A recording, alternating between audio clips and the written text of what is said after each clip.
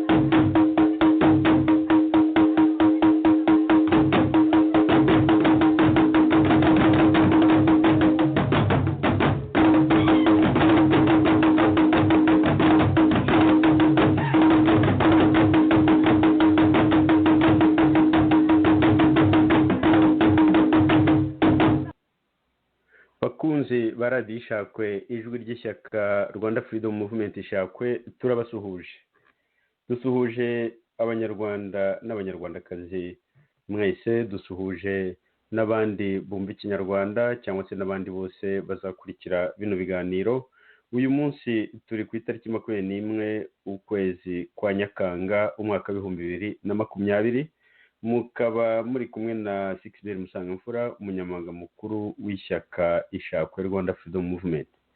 Uyu munsi rero kuri iyi tariki 21 Nyakanga umwaka wa 2020 twongeye kugaruka mu biganiro byacu.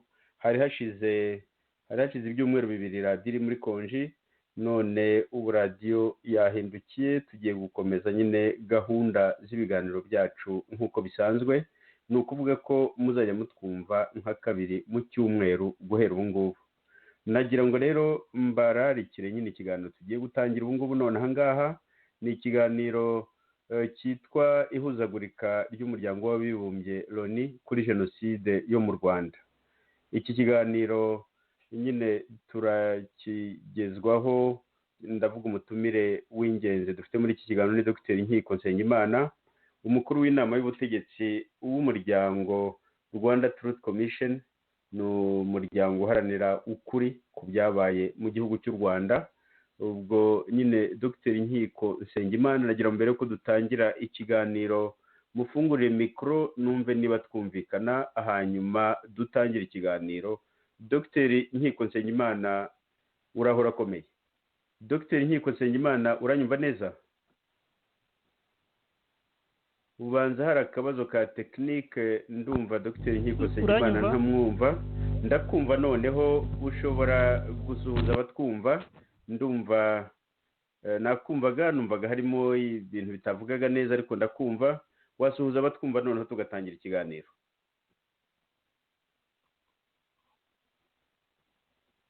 Agomba kuba afite utubazo twa tekinike, ndabamuhaye akanya gatoya mbe ntangiye ikiganiro, hanyuma ubwo turongera kugaruka mu kanya. Nyine ikiganiro cy'uyu munsi navuga ko ari ihuzagurika ry'umuryango w'abibumbye Loni kuri jenoside yo mu Rwanda. Ndumva Dr Nkiko Nsengimana asa n'ufite utubazo twa tekinike, numva iwe hari ukuntu biriho bisamira, yafata akanya akabanza akabitunganya, tukaba dukomeje kino kiganiro. Imyitwarire y'umuryango rero w'abibumbye kuri jenoside yo mu Rwanda ikomeje kurangwa n'ihuzagurika ritangaje. Umuryango Rwanda Truth Commission ukuri Rwanda, uwo muryango ufite icyicaro cyawo mu Bubiligi, ukaba wemewe n'amategeko y'igihugu cyo mu Bubiligi.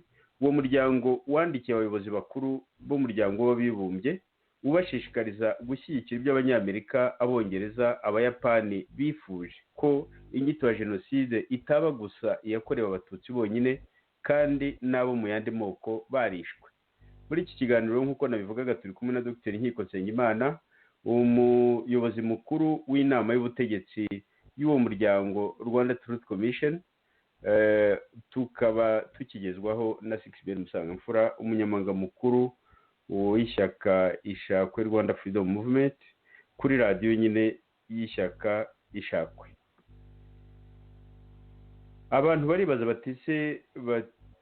baribaza impamvu tugarutse kuri ibi ngibi ubu ngubu.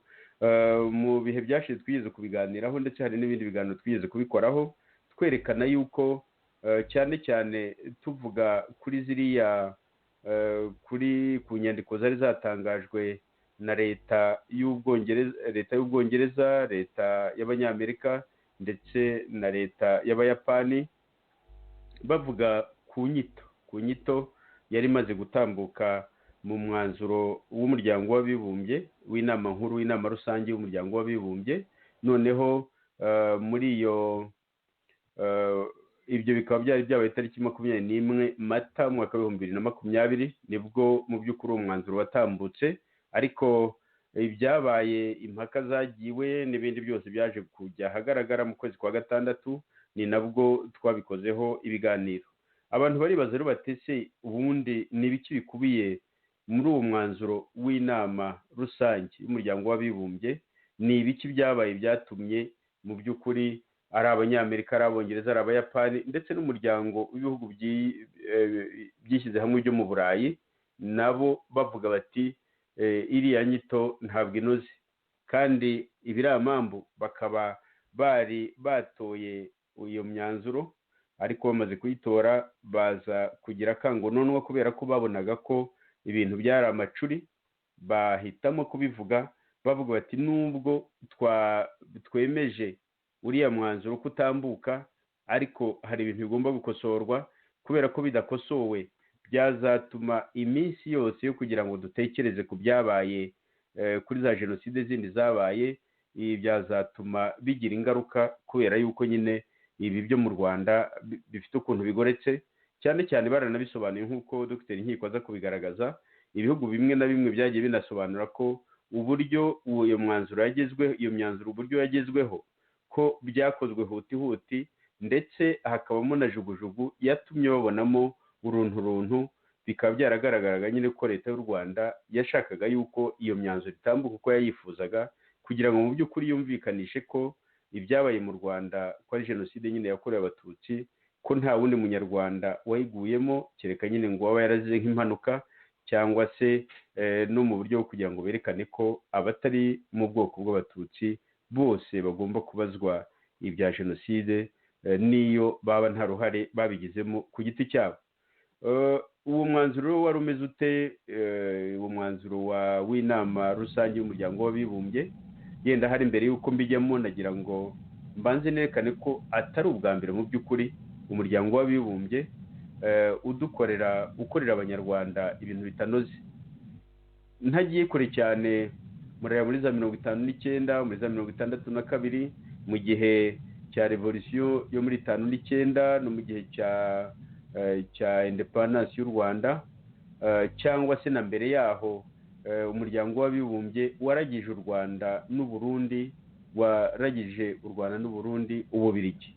Ni ukuvuga uwo muryango w'abibumbye wabaye nk'aho ufata Abanyarwanda n'Abarundi nk'ibitambambuga bigomba kuragizwa nk'uko umuntu ashobora kuragiza itungo undi muntu.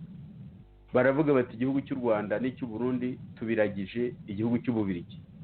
Noneho koko Ababiligi igihugu bakiyobora nk'indagizo yabo nyine kugeza ubwo igihugu cyageze ku bwigenge.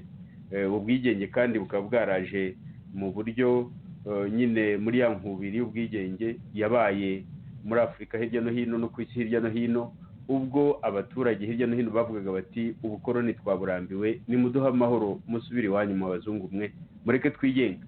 No mu Rwanda iyo nkubiri yarahageze, ariko mu Rwanda byajyaniranye nyine na revolisiyo yo muri 59 ubwo igihugu cyasezereraga n'ingoma ya cyami, noneho bigenda ingunga imwe, binatuma ndetse n'ukuntu byumvikanye ku banyarwanda benshi batarashoboye kubona itandukaniro ry'ibyabaye, bakabona ko kwigenga mu by'ukuri hari ababyumvamo ko ari no gusezerera ingoma ya cyami, ariko batumva ko kwigenga mu by'ukuri icyo byari bigamije ni ugusezerera abanyamahanga bari barafashe igihugu bugwate, abanyamahanga badukoronizaga, abanyamahanga twari twararagijwe n'uwo muryango w'abibumbye.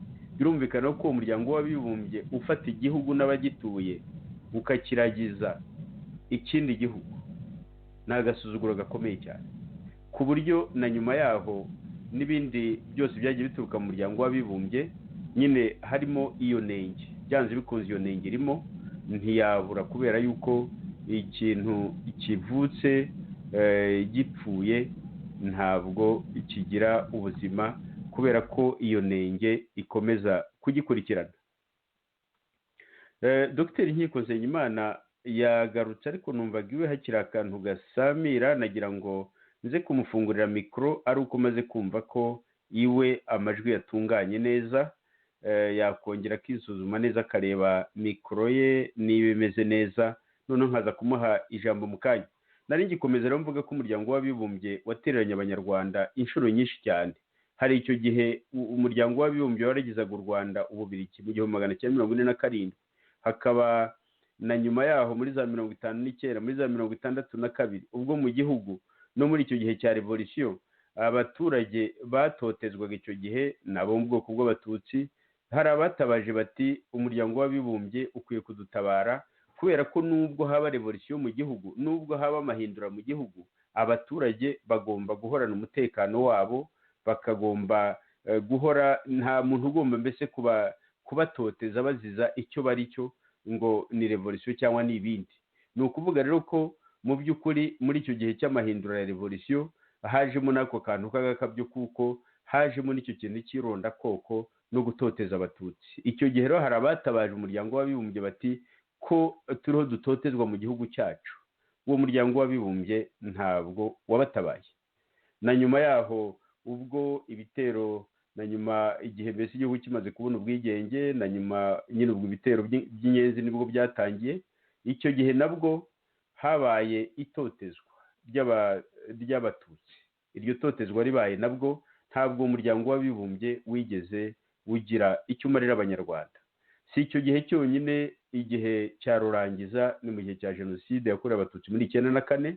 Icyo gihe umuryango w'abibumbye wari warazanye ingabo mu Rwanda, zari ingabo nyinshi cyane, ingabo zaturutse mu bihugu bikomeye ndetse ziyobowe n'umuntu w'umujenerali wo mu gihugu cya Canada, hakabamo n'umukoroneri wo mu gihugu cy'Ububirigi, hakabamo n'ibindi bikomerezwa byaturukaga mu bindi bihugu binyuranye, ariko n'ingabo zari zihari n'ibikoresho byo gukangata byinshi cyane.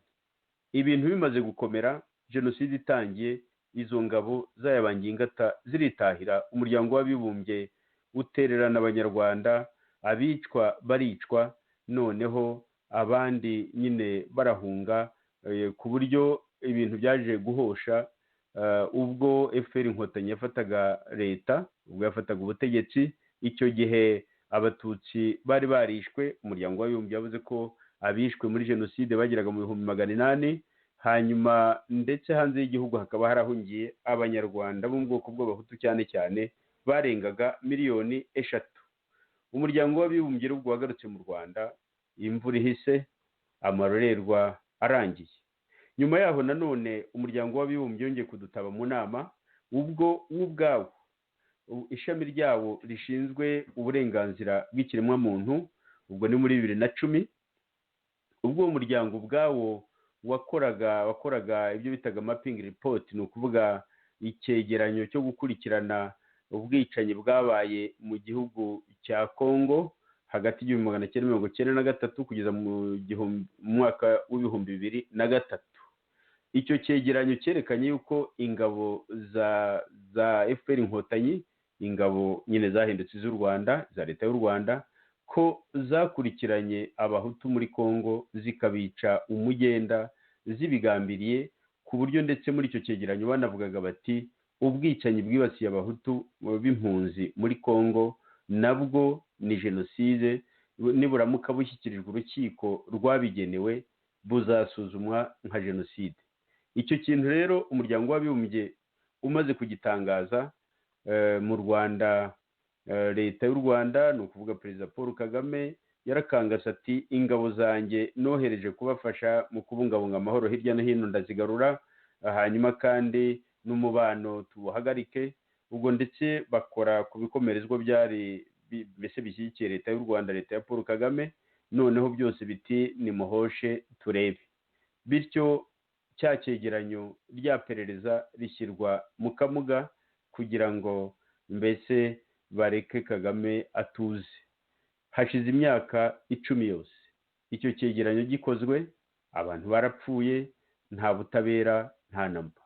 Ikindi nanone ruriya rukiko rwa Arusha rwashyiriweho gukurikirana jenoside yo mu Rwanda no gukurikirana ibyaha by'intambara n'ibyaha byibasiye inyoko muntu, muri urwo rukiko batangira cyangwa banasobanura akazi karwo bavugaga yuko urwo rukiko ruzanakurikirana n'ibyaha by'intambara, n'ibyaha byakozwe n'impande zombi zarwanaga, n'ibyaha byakozwe n'ingabo za FPR Inkotanyi zari inyeshyamba icyo gihe.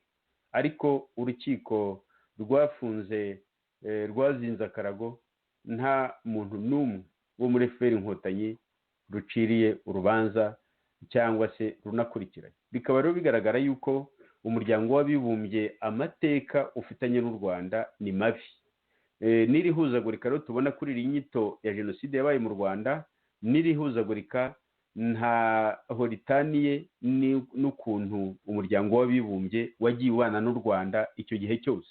Niyo mpamvu rero kuguhuzagurika k'umuryango w'abibumbye kuzanakomeza. Ndahamya ko umwaka utaha inyito ya jenoside yabaye mu Rwanda, mbere bayitaga jenoside yo mu Rwanda, ubundi bayita jenoside yakorewe abatutsi, ubu ngubu hari impaka. Ndahamya ko mu gihe cy'umwaka bazongera kubisubiramo, bakaba yenda bavuga jenoside yo mu Rwanda nanone, kugira ngo abanyarwanda bose bayiguyemo, baba abatutsi, baba abahutu, baba abatwa, kugira ngo bose bibukwe n'ayo mahanga, mu gihe uwo munsi wo kuzirikana iyo jenoside yakorewe abatutsi mu Rwanda icyo gihe kiza, mbese kugira ngo icyo gihe nikigera amahanga yose ajya azirikana n'abandi banyarwanda bose bishwe mu gihe cya jenoside muri 1994 bazira ubwoko bwabo, cyangwa se banazira ko barwanyije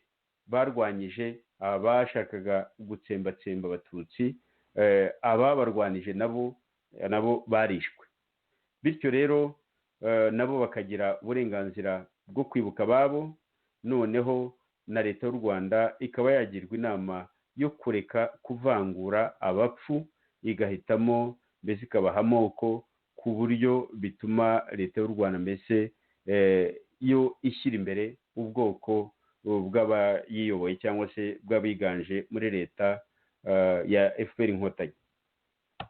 Nagira ngo nongere numve niba Dr Nkiko Nsengimana yagarutse, numve niba mikoro ye ikora neza, hanyuma asuhuza abatwumva, noneho dukomeze ikiganiro. Uranyumva neza noneho? Ngenda kumva neza, ni wowe utanyumva neza? Ndakumva neza noneho, n'ijwi ryawe rwose numva riri muri FM. Nagira ngo usuhuze abatwumva, hanyuma dukomeze ikiganiro cyacu. Urakoze cyane muvandimwe Musangamfura.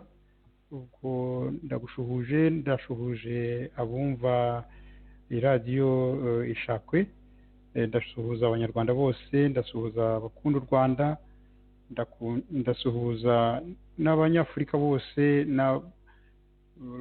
turi hamwe nyine mu bumwe, tugira ngo duharanire yuko natwe Afurika tuba igihugu tuba umugabane w'isi ufite agaciro.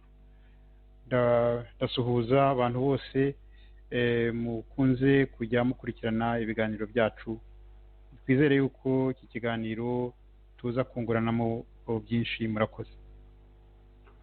urakoze cyane Dr Nkiko Nsengimana. Ndumva umbwiye ko wanyumvaga neza, ni ukuvuga ko ibyo nari n'ubusobanuro wabyumvise tutakwirirwa tubisubiramo. Nagira ngo byose rwose nta kibazo. sawa, ubwo ngubwo reka dukomeze.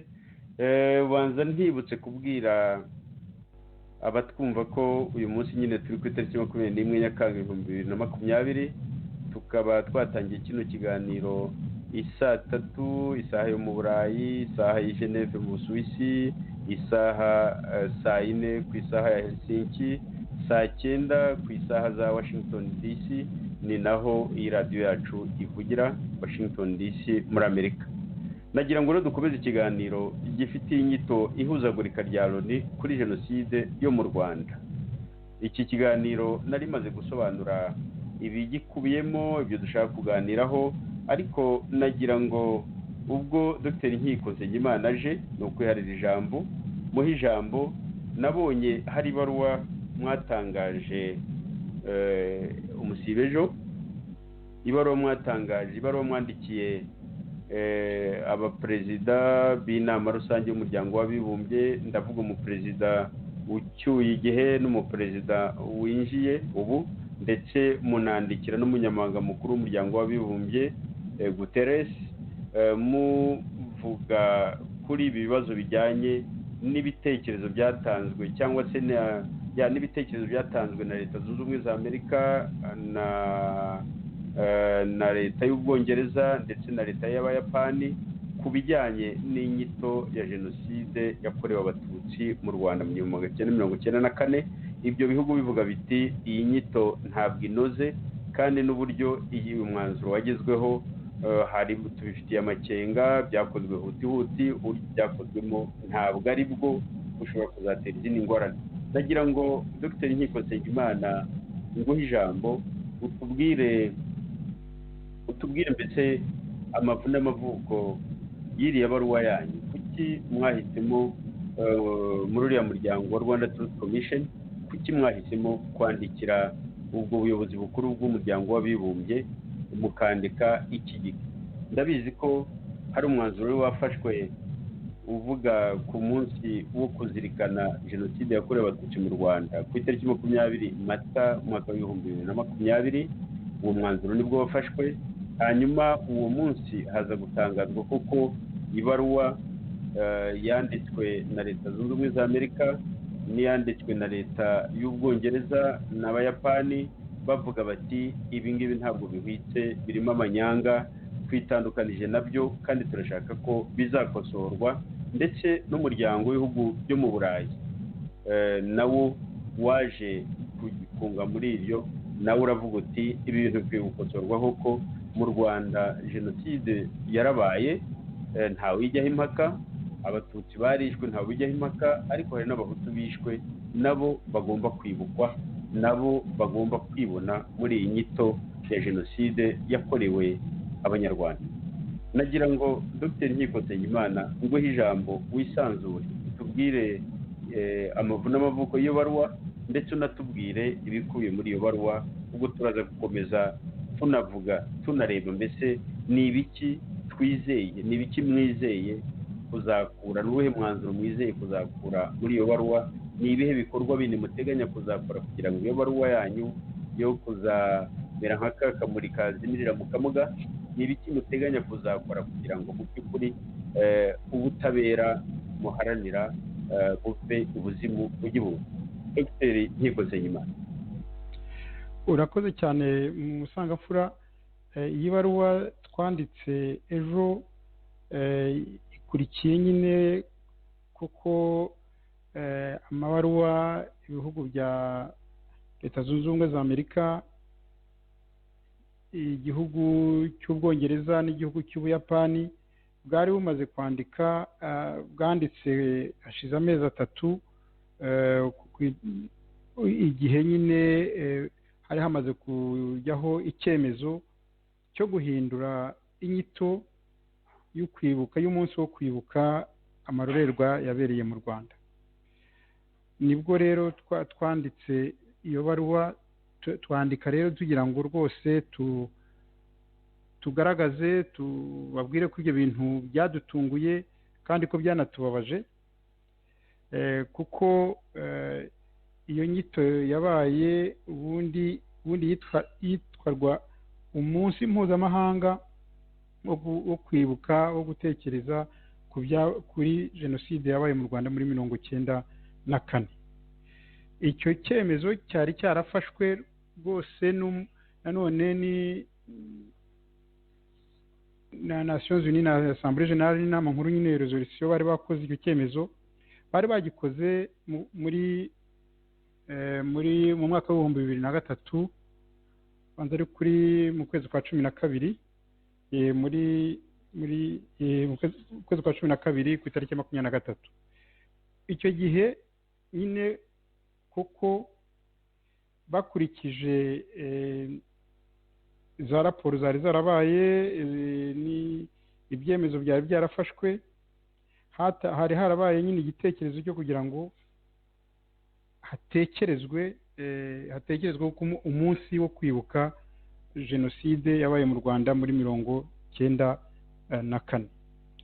Icyo cyemezo rero ni icyemezo 58/234 cyabaye nyine icyo gihe kuri 23 y'ukwezi kwa 12 mu mwaka wa 2003. Nicyo cyemezaga nyine koko kivuga giti dukurikije ibintu byabaye, dukurikije inama twagiye duhabwa na uzi kwigeze kuba raporo y'impuguke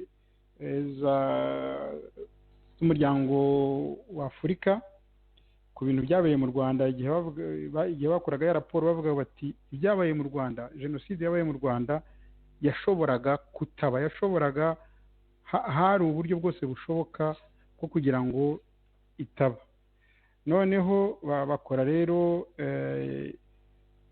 iyo raporo banifuza ko ibyo bintu rwose bajya babitekerezaho.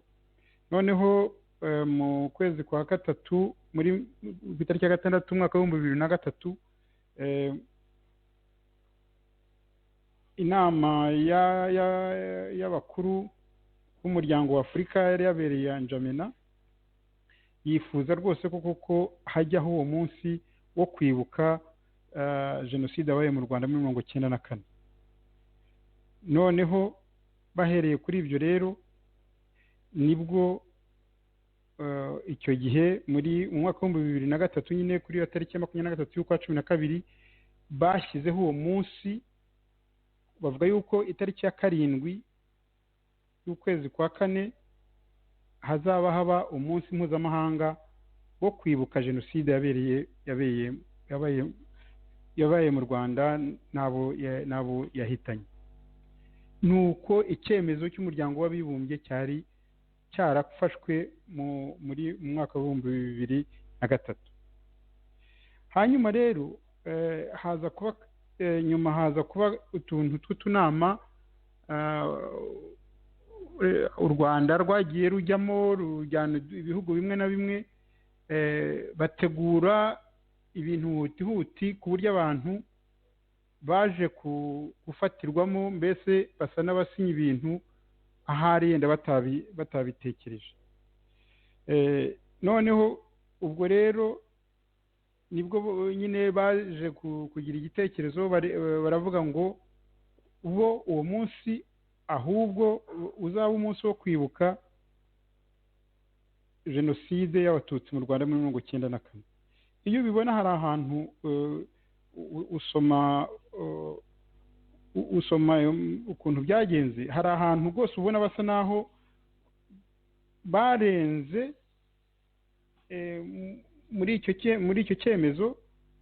Icyo nakubwiraga yuko bavugaga jenoside umunsi wo kwibuka jenoside mu Rwanda, ubwo bashyize rero muri icyo cyemezo bashyizeho kuri iyo tariki nyine ya 20 y'ukwa 4 muri uyu mwaka, bavuze nk'aho ngo mu mwaka w'ibihumbi 2003 inama nyine y'umuryango w'abibumbye yavuze yuko ngo uwo munsi w'itariki ya 7 y'ukwa kane ari umunsi wo kwibuka, ari umunsi mpuzamahanga wo kwibuka jenoside yabereye mu Rwanda muri 1994. babyandikamo bavuga ko ari uko byabaye muri icyo gihe muri umwaka w'ibihumbi 2003. barabeshyaga rero rwose. iyo ubisomye ubona aho hantu uko babivuga nyine. hari aho bavuga ngo twongeje kwemeza ko ku itariki ya 7 y'ukwa kane ari umunsi mpuzamahanga wo kwibuka jenoside yakorewe abatutsi mu Rwanda muri 1994. kandi icyo cyemezo cyabaye mu mwaka w'ibihumbi 2003, ni ukuvuga nyine mbere y'imyaka 17 inyuma. bo baravugaga jenoside yabaye mu Rwanda muri 1994. bivuga rero nk'uko ibintu birahita. noneho bagiye kubitora, barimo kubitora nibwo nyine abanyamerika, abayapani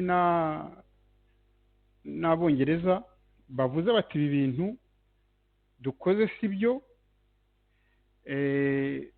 bikoze mu bintu by'amariganya, tubyihusemo cyane, kuko iyo dusoma ibyo twanditse biravugwa gusa yuko ari abatutsi bahitanywe na jenoside muri 1994 gusa. ati kandi hari n'abandi banyarwanda bahitanywe nabo n'ibyabaye muri jenoside muri 1994. uko niko kuri. noneho rero tubibonye koko turavuga duti reka natwe tuzandikire umuryango w'abibumbye tubabwiye yuko ibyo bintu by'uburiganya bakora ku kuntu ko kusa naho rwose iby'iwacu mu Rwanda babijagatamo. tuzabandikire tubibabwire ko Rwanda Truth Commission twebwe twihaye rwose intego yo kugira ngo kuri kubyabaye mu Rwanda kugaragare. tubibabwira ko aho hantu hari ahantu batandukiriye ukuri. tubabwire ko iyo uko kwita guhindura inyito ntabwo ari uguhindura inyito gusa, ariko bahinduye n'ibyo ivuga, n'ibyo icyemezo cyari cyafashwe mbere cyavugaga. ntabwo jenoside yo muri 1994 habaye jenoside yakorewe abatutsi. ibyo nta muntu ushobora kugihakana. twarabibonye, twabibayemo, nta muntu ushobora guhakanya ibyo ngibyo rwose. ibyo ni ibintu byabaye amanywa ava, ibyo bintu byarabaye, nta muntu ushobora kubihakana. ariko rero gushaka kuvuga ngo ibyabaye mu Rwanda ni jenoside yakorewe abatutsi gusa, ni ukurimanganya, ni ugushyira ukuri ku ruhande, ukibagirwa ko hari abandi, tuvuge nko mu bwoko bw'abahutu, abatwa dukunze kujya tubibagirwa, nabo batikiye ubwinshi muri iyo jenoside. ku bantu twabihagazeho twari mu Rwanda, abandi umuryango wacu hari n'abo muri izo mpunzi bari muri FPR muri icyo gihe mbere ya 1994, bari muri uwo muryango wa FPR igihe warwanaga. turahura rero turabiganira ibintu sibyo. ibyo twebwe tuzi nibyo koko mu ruhare rwabaye rwa guverinoma muri 1994 ku itariki ya 7 mu kwezi kwa 4 habaye koko itsembabwoko, jenoside ku batutsi. haba no kwica abahutu. abahutu benshi nabo bahapfiriye. hari abarwanyaga ubwo bwicanyi, hari n'abishwe kubera yuko batari mu byo leta yari iriho ya emereni desideri nyine yari muri uwo mugambi ku bantu babonaga ko batari ababo nabo babipfiramo ari benshi. Birongera aho ni mu gipande cyerekeye guverinoma yari iriho icyo gihe muri 1994 mu kwezi kwa kane. Ariko nanone mu muryango wacu ko turi abantu hose twahuye duturutse muri izo mpande zose, nk'uko nabivuze, bamwe bari impunzi mbere ya 1994, abandi natwe twari muri igihugu icyo gihe twakurikiranye ibintu nabo bavuga, kandi natwe ku byo natwe twagiye tubona byerekana ko mu ruhande FPR yari irimo nayo y'ubura imirwano yisha abantu mu rwego rwa jenoside. Nta muntu wavuga ko abo bantu batishwe bazira ubwoko bwabo. Ibyo bintu rero wabyita jenoside utabyita jenoside ni ubwicanyi ndengakamere. Ntabwo rero ushobora kuvuga ngo ibyo bintu urabiretse. Wajya na kure nk'uko wabivuze mbere, ureba ibintu byabereye muri Kongo byo umuryango w'abibumbye urabihamya ko ari byo, ko ari jenoside yakorewe abahutu. Ntabwo rero wavuga ngo amateka y'u Rwanda yahagaze mu gice kimwe gusa, ndavuga igice cya leta ya kera, ngo niho amateka yahagaze, wibagirwe kureba amateka yaberaga mu gice nyine cyakontororwaga na FPR. Tukavuga rero duti ibyo bintu muri gukora rwose muri inzira y'ukuri, inzira yo gutuma abanyarwanda, buri munyarwanda wapfushije muri ariya mahano agira uburenganzira bwuzura, buri wese amenya akababaro k'undi. Murimo gutandukira inzira, murimo guha gusa, ahubwo murimo kuramya abicanyi bamwe, kuko bamwe barahanwe, ariko murimo guha ikuzo abicanyi bo muri FPR nabo bakoze amarorerwa akaze yitsembatsemba na ndetse yitsembabwoko. Nicyo kintu rero muri makeya twagira ngo tubabwire. Noneho tukavuga duti ntabwo tujya mu maraporo yagiye akorwa n'imiryango yindi n'abantu ku giti cyabo, cyangwa duti turabandikira gusa, tuboherereze za raporo zizwi, ari umuryango w'abibumbye waziyakiye, ibintu nabo ubwabo bivugira. Nubwo rero nibwo twashyizeho izo raporo. Uzi ko hari iriya raporo ya Denis Segi yerekanye ko mu Rwanda nyine habaye amarorerwa, habaye amahano ya jenoside n'ibindi byaha bikomeye. Yarayikoze mu zi raporo Gersoni n'izindi raporo Roberto, raporo mapping nk'uko babivuze. Hari na nkete zakozwe ubwayo n'urubanza mpuzamahanga rwa Arusha. Ni ibyo bintu rero bikubiye muri iyo nyandiko. Yenda naba mpagarikiye aho ngaho, niba ufite ikindi kibazo ugira ngo tuganireho nkaba ngusubije ijambo Musangafu. Urakoze cyane Dr. Nkiko Nsengimana ku magambo akomeye cyane tubwiye ajyanye n'iriya baruwa mwanditse. Ndibutsa ko iyo baruwa yanditswe na Rwanda Truth Commission, ni umuryango uharanira ukuri ku marorerwa yabaye mu Rwanda. Uwo muryango ukaba uyobowe na hari umuyobozi mukuru wawo ni bwana Jonathan Musonera, hakaba n'umuyobozi mukuru w'inama y'ubutegetsi bw'uwo muryango Dr. Nkiko Nsengimana. Iyo baruwa mwayanditse nyine usibye ejo muyoherereza abayobozi bakuru b'umuryango w'abibumbye kugira ngo mu by'ukuri mwongere gutsindagira kiriya kintu nk'uko Abanyamerika, Abayapani n'Abongereza ndetse n'umuryango w'ibihugu byibumbye byo mu burayi nk'uko babisobanuye bavuga bati iriya nyito yadutse yo kuba ko jenoside yo mu rwanda jenoside yakorewe abatutsi yirengagiza n'abandi banyarwanda baguye muri iyo jenoside. Nagira ngo rero ngushimire ku bisobanuro duhaye utubwira ibikubiye muri iyo nyandiko. Iyo nyandiko ndahamya ko ari amateka, ni amateka kubera yuko byanze bikunze nguko uko abantu indatwa cyangwa se nguko uko indatwa ziharanira ko ibintu bihinduka mu gihugu zitwara, kubona ikintu nk'icyo ngicyo gitambuka kandi ari ikintu gikomeye cyane, abantu bagaceceka ntibagire icyo bavuga, ni ikibazo gikomeye. Hari ukwandika rero, ibaruwa murayanditse, ariko noneho hari n'ibikorwa bigomba kuyiherekeza kugira ngo mu by'ukuri izabyara umusaruro, nk'uko nabivuze nyine ntizamere nka kaka muri kazimirira mu kamuga.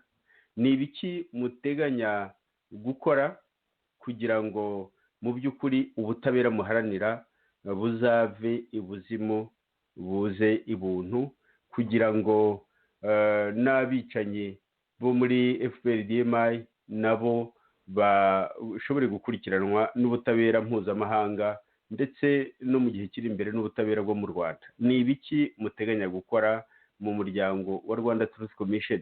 Nagira ngo ngusubize ijambo Dr. Nkiko.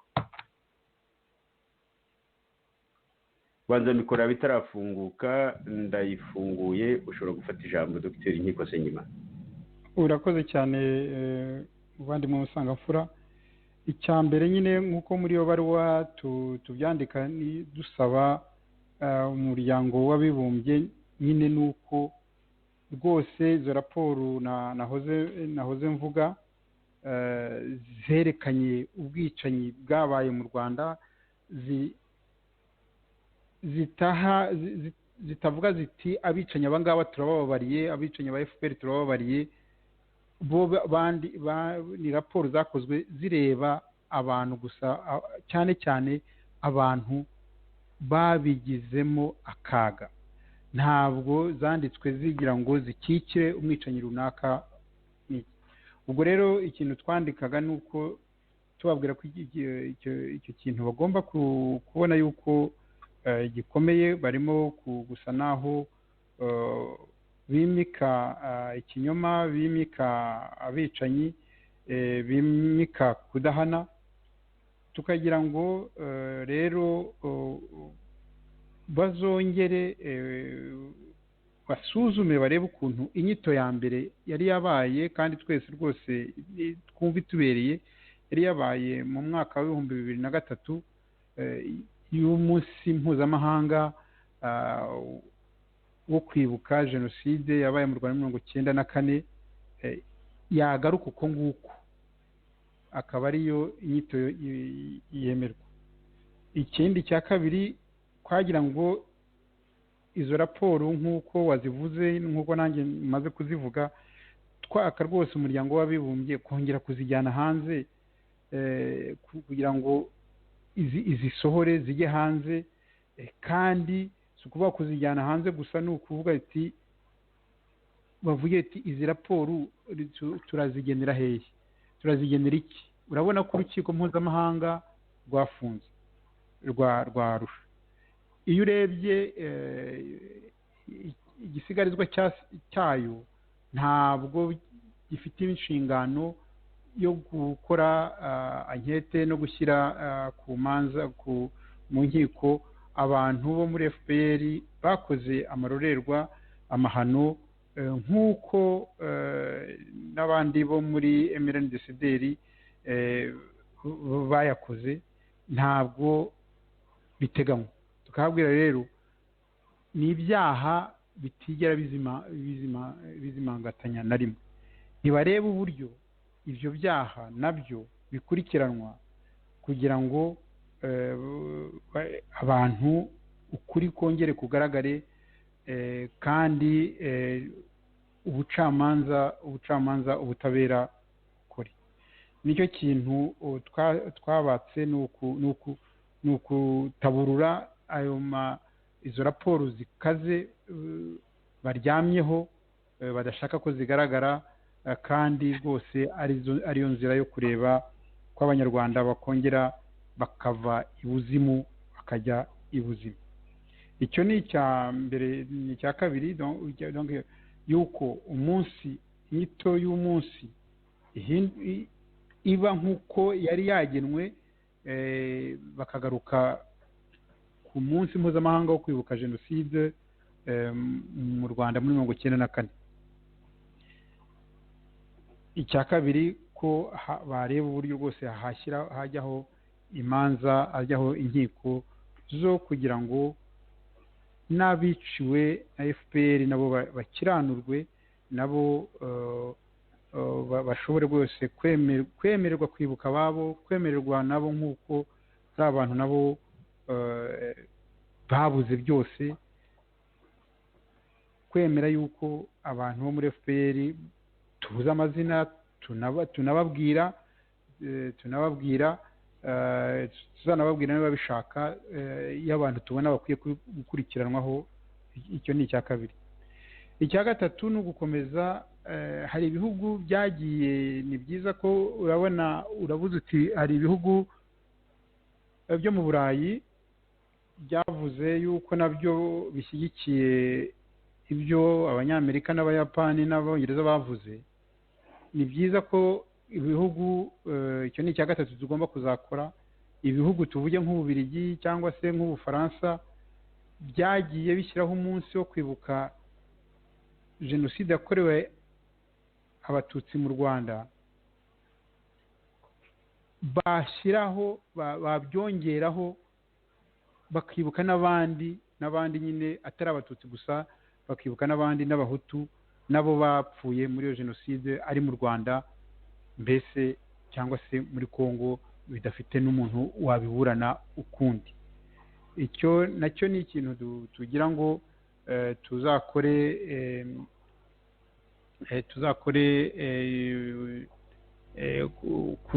kuri ibyo bihugu bigenda kubera inyungu zabyo. Hari yenda twebwe hari igihe tuvuga ngo ni ukubera ko baba batasobanukiwe, ariko reka tujye tubifata ko yenda baba batasobanukiwe, kugira ngo tubabwize ukuri, babibone, bashobore kuba babona basubira mu byemezo baba bakoze, tubere kuko bazaba babona ko ntabwo bakorera amahoro Abanyarwanda, ahubwo ni ugukomeza kubazindika nyine muri uwo muriro w'urwangano, muri uwo bwicanyi. Icyo ni icya gatatu twumva tuzakora. Icya kane ni uko nyine wa mugani Abanyarwanda, nk'uko cyangwa izo ni nanone twari tubisanganywe, ni uko dushaka gukomeza koko, nibiba ngombwa noneho tukazabagezaho nk'uko twabitangiye, tukazabagezaho tuvuga duti abantu tubabwira ko mukwiye gukurikirana, dore bakoze babikorera ahangaha, ngiyi dosiye isa n'iyuzuye, urumva, kugira ngo niba batanabikoze mu mwanya w'urukiko mpuzamahanga, ariko niba muri abo bantu hari abaza bakaba baza mu bihugu byacu hino ahangaha, izo dosiye zibe zihari, ibihugu by'inahangaha tuvuga yuko bigendera kuri demokarasi no ku butabera, bajye bamenya yuko abantu nk'abo twerekana yuko bafite ibyaha bikomeye, niba bashaka kubacumbikira cyangwa kubinjiza ku butaka bwabo, bamenye, bazabe bafite amadosiye ahagije abantu yo ku bantu nk'abo ngabo, kugira ngo bahageze, kuko bazaba babona ni ibyaha nyokomuntu byiciwemo n'Abanyarwanda. Hari Abanyarwanda benshi baba muri ibyo bihugu, n'ubwo wenda ahubwo bafite n'ubwenegihugu bw'ibyo bihugu. Ni ngombwa rero ko nabo bashobora kuba, kugira ngo nabo ubwo butabera bubi. Muri make ni izo nzira twumva dushaka gukora. zimwe twatangiye ibindi tugira ngo tunahamagarire abanyarwanda babidufashemo. murakoze.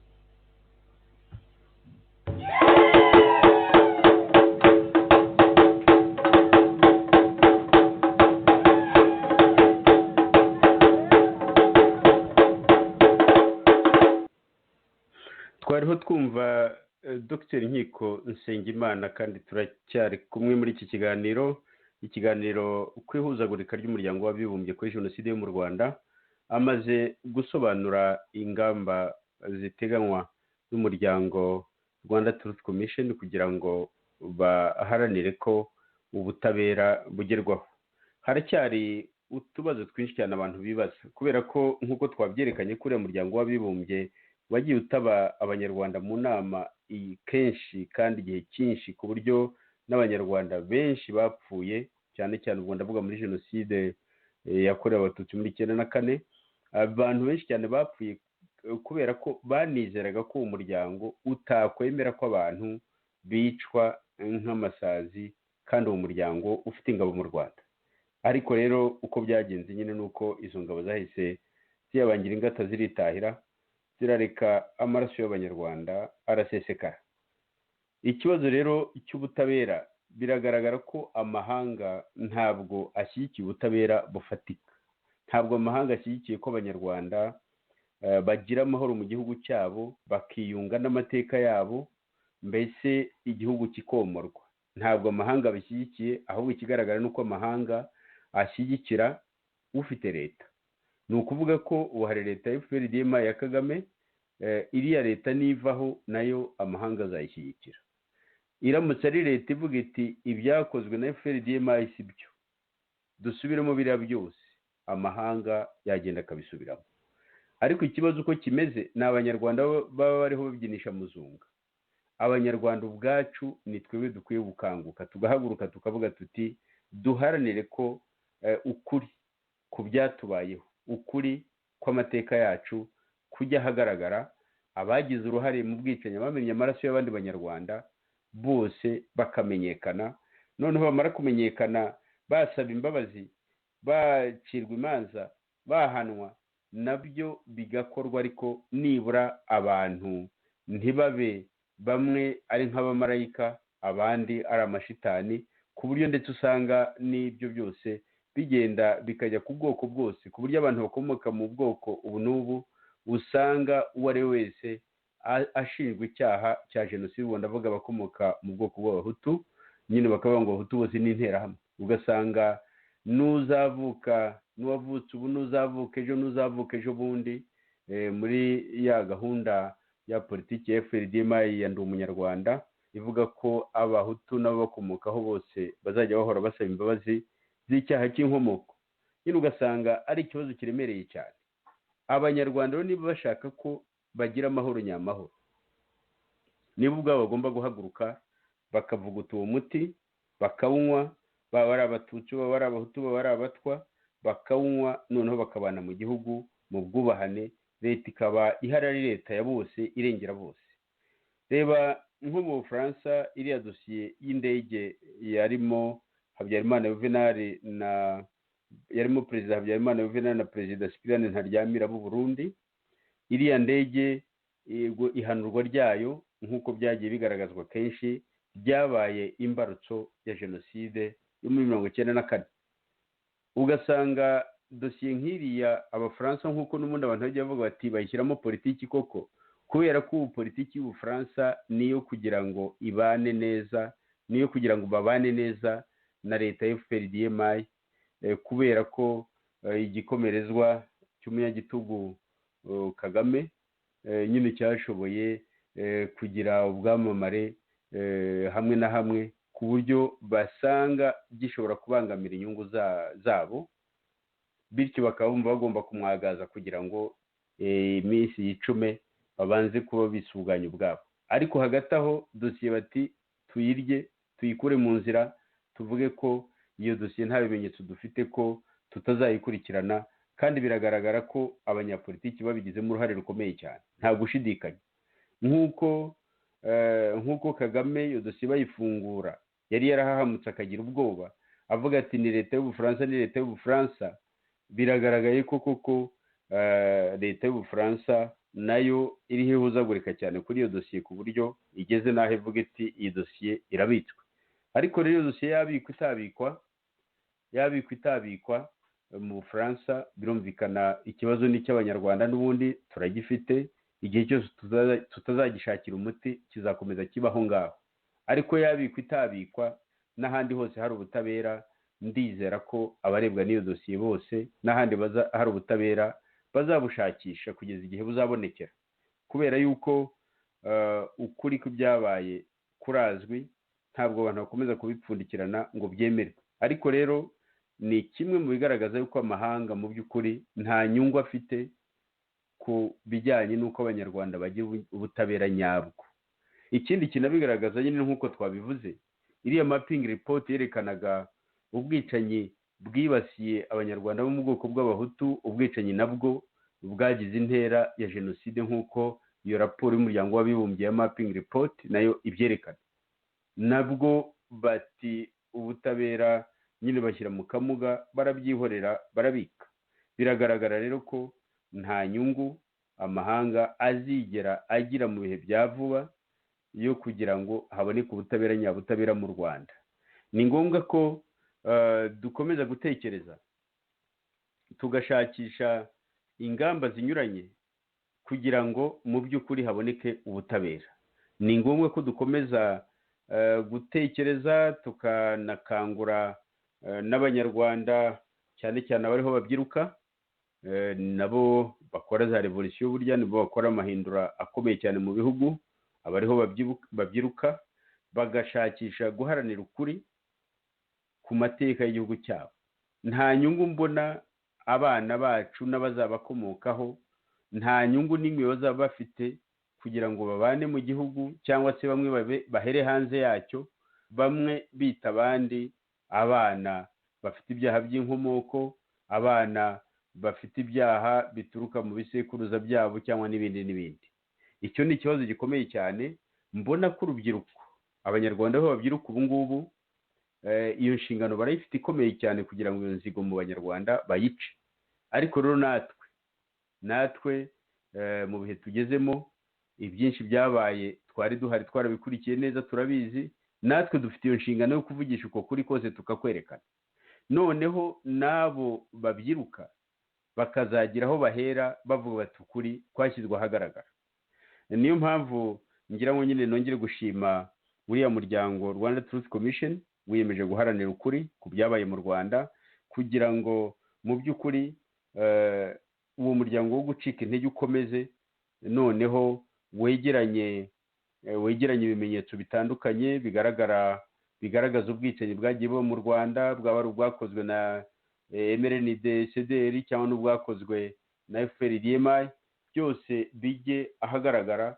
noneho nitudashobora guharanira ubutabera ngo tubugereho mu gihe cyacu, abazadukurikira nibura bazavuge bati aha naho hari ibimenyetso twakwifashisha, kuko byanze bikunze abanyarwanda bazahabwa amahoro nuko bazazamura uko kuri. noneho bamwe ntibigira abamarayika, kandi nabo bafite ibyaha, ntibigira abamarayika, ari amashitani. uko kuri bazakuzamura, nikumara kuzamuka niko kuzavamo umuti uzafasha abanyarwanda kubana mu gihugu bubahana, kubana mu gihugu basangiye, kubana mu gihugu bose bisanzemo batahisemo, kandi bakashyiraho n'ubutegetsi buzajya burengera buri wese, ntibube ubutegetsi bw'udutsiko, ari nabwo mu by'ukuri butugejeje aha ngaha. nagira ngo Dr. Nkiko Nsengimana ngusubize ijambo. nibazaga niba hari icyo wifuza kongeraho kuri ibi ngibi, cyangwa se niba hari ikindi wavuga mu bijyanye n'ingamba zindi zakoreshwa kugira ngo abanyarwanda barusheho kumva ko iki kibazo kibareba kandi ko gikomeye, ko batagomba kukirekera abandi. nagira ngo ngufungurire mikoro, wongere ufate ijambo, ugire icyo ubwira abatwumva kuri ibi tuganiraho. urakoze cyane muvandimwe Musangamfura, ubuze amagambo akomeye cyane, ngira ngo nanjye ntsindagire. abantu b'abanyarwanda ni twe twenyine, kuko biragaragara ntabwo ari abanyamahanga bazaza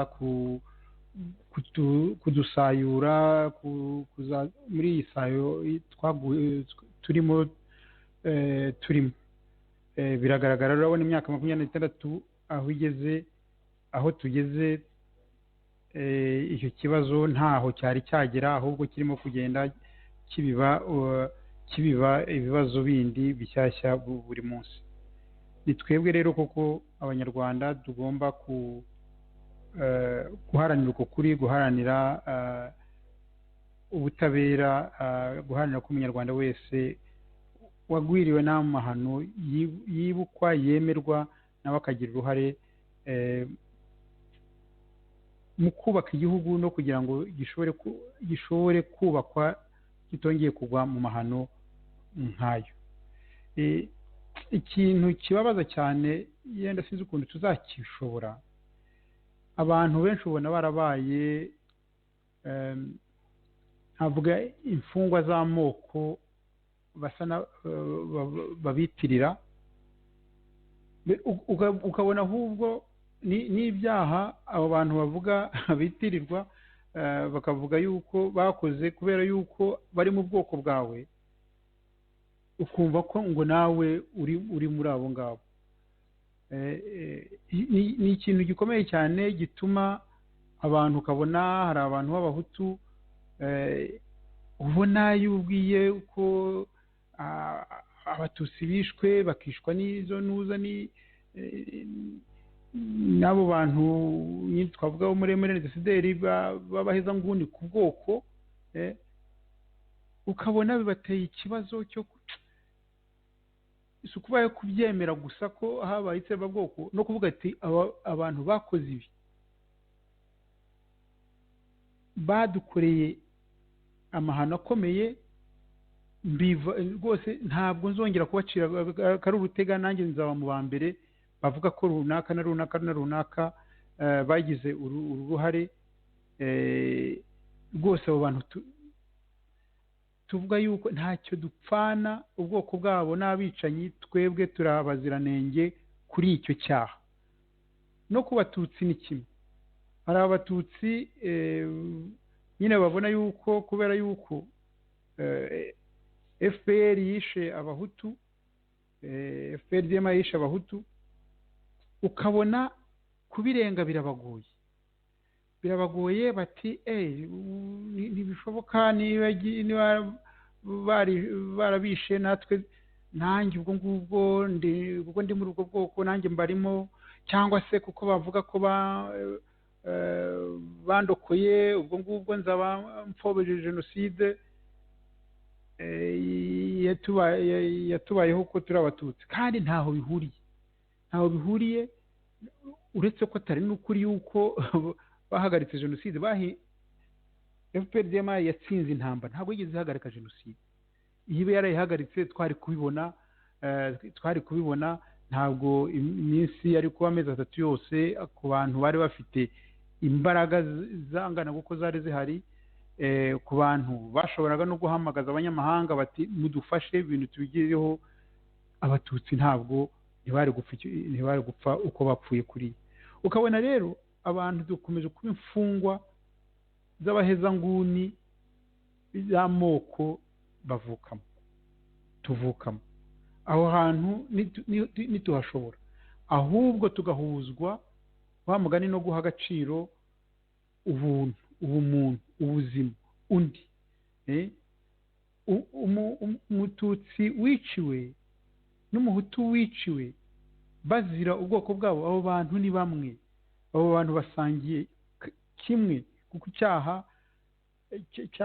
cyakorewe ababo ni kimwe. Abo bantu rero bakwiye kujya hamwe, ahubwo bakavuga bati bariya batindi b'abatutsi, bariya batindi b'abahutu bishyira imbere, bakavuga ngo barabikora mu izina ryacu, bakica abantu intuzi ingana kuriya, tubigizeyo, twubake u Rwanda twebwe dushaka.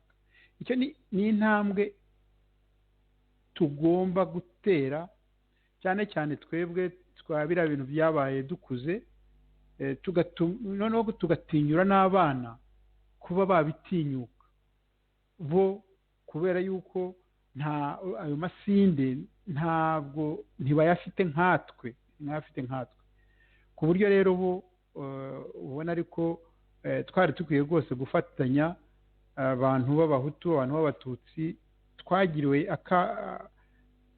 akaga kangana kuriya uko abantu bazajya batubona turi kumwe. Nacyo yenda ikintu nashimira cy'umuryango wacu Rwanda Truth Commission nuko duhuye turi abatutsi turi abahutu nyine ubwumva tuva mu moko atandukanye, tuva mu bitekerezo bya politiki bya mbere byari bitandukanye, nubwo iyo utegereje usanga ibyo twemeraga icyo gihe na n'ubu aribyo tukemera, ariko nuko bamwe twari mu mashyaka ataramwe cyangwa mu mashyirahamwe n'iki, ukabona icyo kintu mbona rwose ari ku bantu bakuze turengeje imyaka 50 abenshi, ukabona turi hamwe turi abahutu turi abatutsi, baturutse Bugande, baturutse mu Rwanda, baturutse Bakiga, Abanyenduga, Abakibo, bose duhura dushyize imbere ubuntu, dushyizeho yo gushaka n'ubuhe muti wo kubaka u Rwanda rw'amahoro arambye bw'uburenganzira burambye. Mbona aho hantu ariho koko abantu tukwiye kubashyira imbaraga zikomeye, tugashobora rwose kwigizayo abantu biyitirira ubwoko kugira ngo baturehe mu byaha bo bakoze. Ubwo nk'uko nabivuze, abatutsi n'abahutu bishe abo ni ubwoko bumwe, ni ubwoko bw'abicanyi, naho abatutsi n'abahutu batishwe biciwe nabo ni ubundi. Ntibarebe rero haganzwe abo banyamafuti, abo banyabyaha bikomeye n'ikibazo n'ibibazo by'ubwoko, ni uko nguko tuzaga tubirenga, naho ubundi bazakomeza kubitujandikamo. Kandi iyo unabirebye koko ukabireba ubisesenguye uciye mu mizi, wasanga n'ayo moko nk'uko bavuga amoko ahandi hino ntacyo ashingiyeho rwose. Reka yenda nkunganire gatoya Dr. Nkiko Nsengimana, reka nkunganire gatoya. Abanyarwanda turangwa no guhisha icyo dutekereza. Icyo ni ikintu rwose usanga kiturimo cyane, ku buryo umunyarwanda usanga ari umuntu uri aho ngaho agaseka kandi ashira, akubika amaso, kandi mu mutwe we biriho bibira, mu mutima we biriho bibira, akaguhisha amaso, akaguhisha ijambo rye ngo kugira ngo adapfusha ururimi.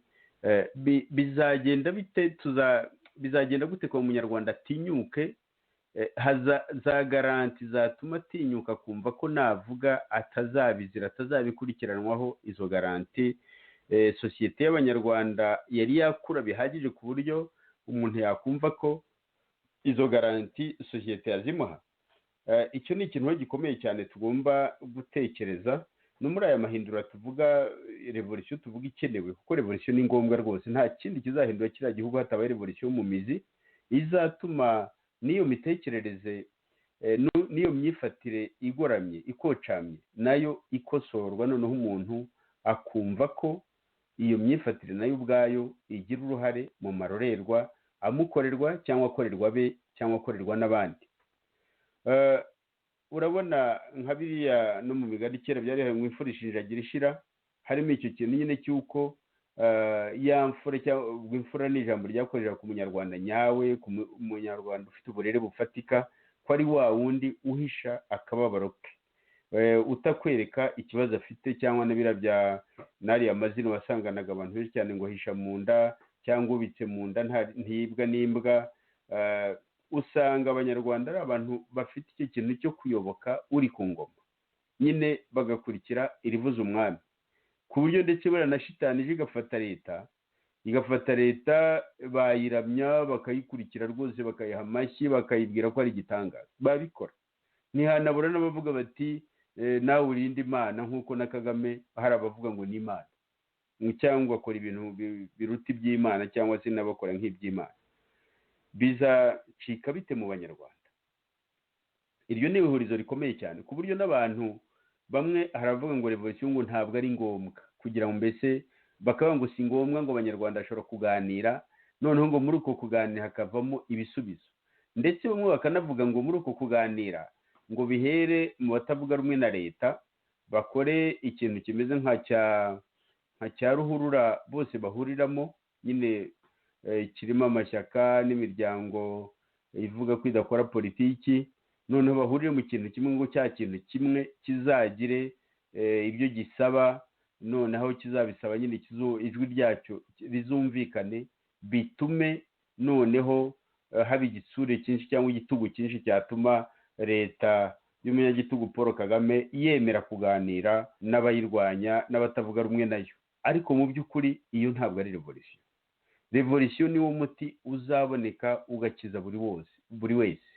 Uwo muti yaba ari na Kagame arawukeneye, n'abe barawukeneye, n'abari n'izo ntore zirirwa zimwamamaza hirya no hino zirawukeneye, n'abantu b'interahamwe cyangwa n'abandi bose batavuga rumwe na leta, n'abandi bose uwo muti barawukeneye. Bakeneye iyo revolution yo mu mizi izakora no ku mitekerereze yacu n'imibereho yacu, n'ubwo buryo tubaho duhishahisha, ibyo byose bikaranduranwa n'imizi cyangwa bikavugururwa, umunyarwanda aho ari hose akabona ko icyo kintu kigomba guhinduka, noneho akaharanira ukuri. Nibyo bizatuma abanyarwanda bagira amahoro nyamahoro. Iyo revolution rero tuzayigeraho dute? Iyo revolution izaza ite? Nko mu muryango wa Rwanda Truth Commission, ndanabivuga cyane cyane ko nzi ko uri mu ishyaka nyine Ishakwe, mu nama nkuru y'ishyaka Ishakwe. Ikindi kandi nkuzi muri politiki ibyo uharanira ubu ngubu si ubwa mbere nkumvise ubiharanira, nabikumvanye na kera muri za 90 n'izo ntambara zitangira. Numvaga ibitekerezo wari ufite, ibyo waharaniraga, n'ubu wakomeje kubiharanira. Urugendo ruracyakomeza. Nkurikije ubunararibonye ufite muri izo nzira zose wagiye unyuramo, mu mahanga wagenze, mu bikomerezwa by'amahanga hirya no hino mwagiye muvugana, ubona abanyarwanda uko bazi, ubona imbuto ya revolution kugira ngo izafate imere, ubona ari ibiki bizakorwa, byakorwa na bande, byari, cyangwa se nkatwe twakora iki kugira ngo nibura uruhare rwacu ruzagire aho rugera?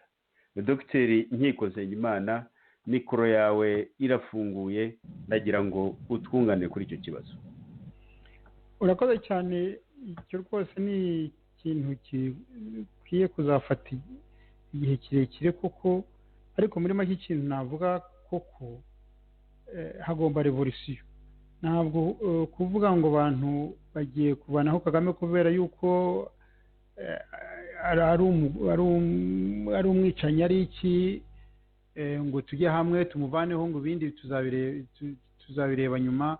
Icyo nicyo kintu nyine ubona uvuze abo bantu bashaka guhura ngo bajye hamwe ngo mu kintu gihirije nk'icyo cyo kuvanaho Kagame, ntaho bizagera rwose.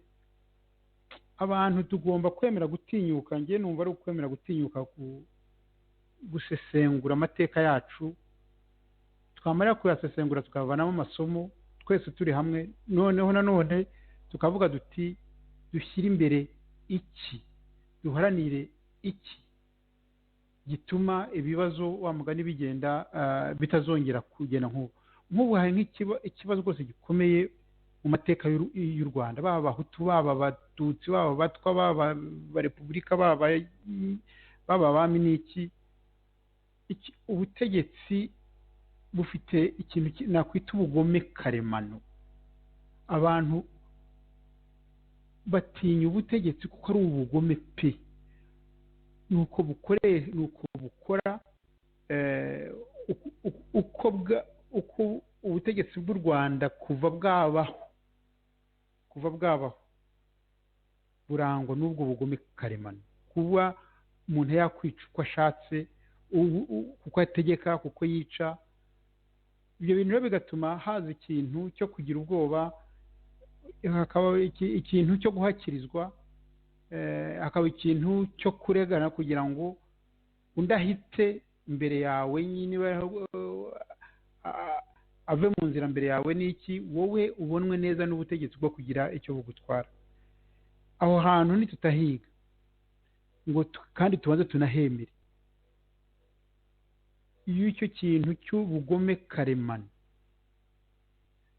mu butegetsi tukiga uburyo tukivanaho ko ubutegetsi budagomba kugira gutyo, biraka rero ko twiga ubundi butegetsi bundi.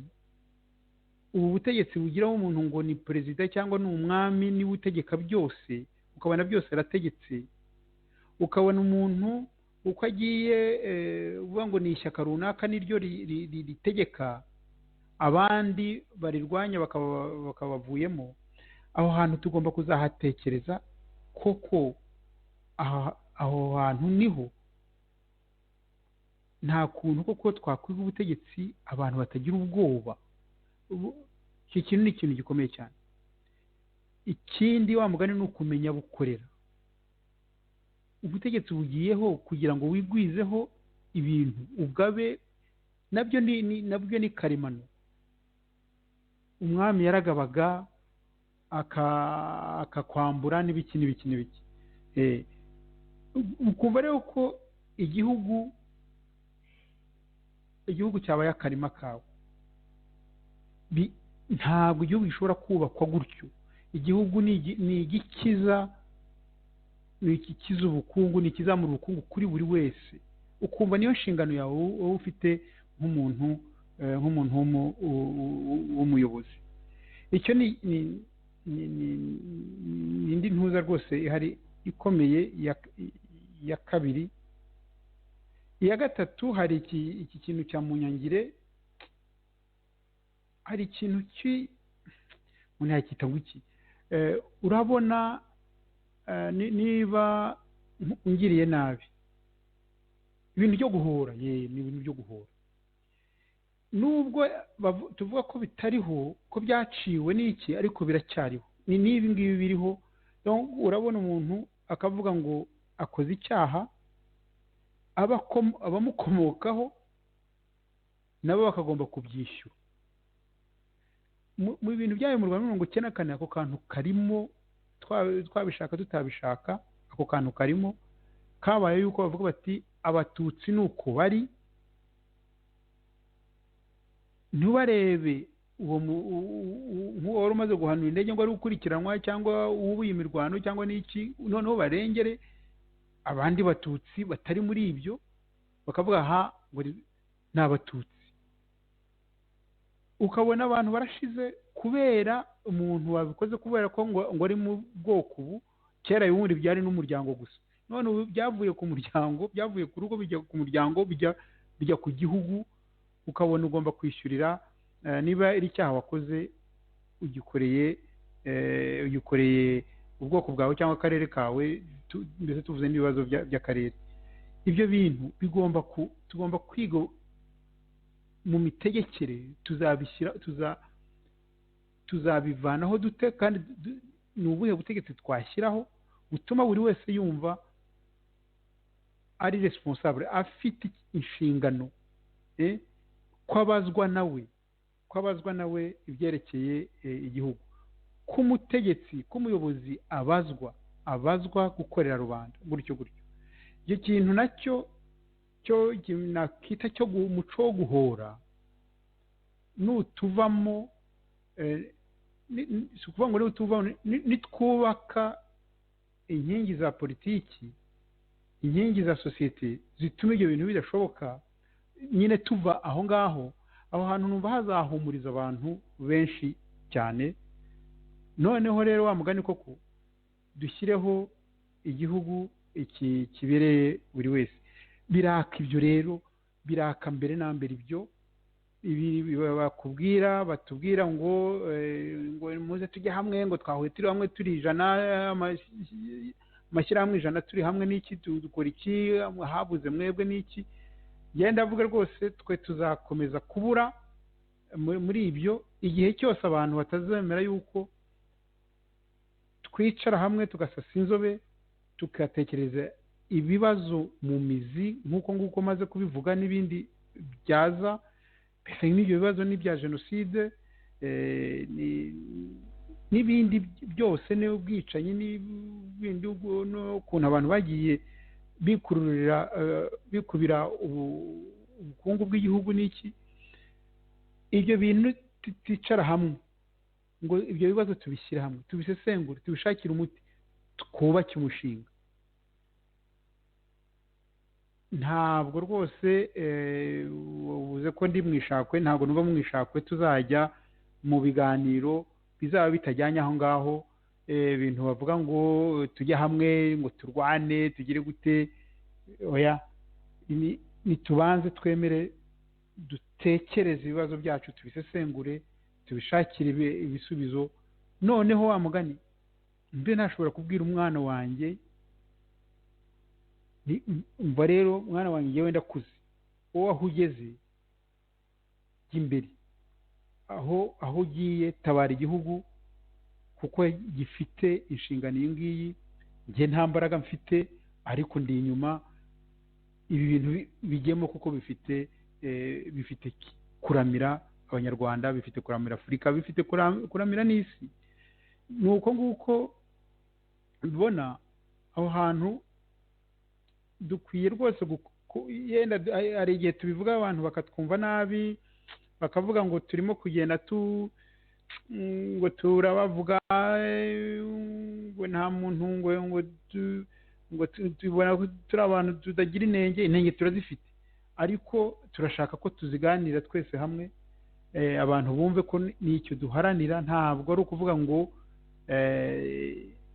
turazajya mu bintu byirukanka gutyo kubera ko uriya muntu atubabaje ababaje igihugu n'iki ukabona tunabikoze ntitwanabishobora kuko udafite ikintu uharanira nacyo koko uti ikintu nagipfira umwana wanjye yagipfira umwuzukuru wanjye yagipfira niyo ntambara bahamagarira abantu ntabwo ushobora kumva udafite icyo upfiriye nyacyo koko kirenze wumva kirenze ubuzima bwawe abandi bazanagushimira ntabwo wabijyamo numva rero mu magambo makeya yenda tuguye kuzareba uko tuzaga tubisobanura abantu ntibumve yuko tubateye ubwoba cyane ari ukugira ngo tubavane mu kibuga no kugira ngo bahindure imibonere babone aho tuvuye ububi bwaho cyangwa n'ibyiza byarimo bijye ku ruhande bumve yuko sibo tuvuga turavuga ibibi byabaye niba warashyigikiye ubutegetsi nk'ubwo ngubwo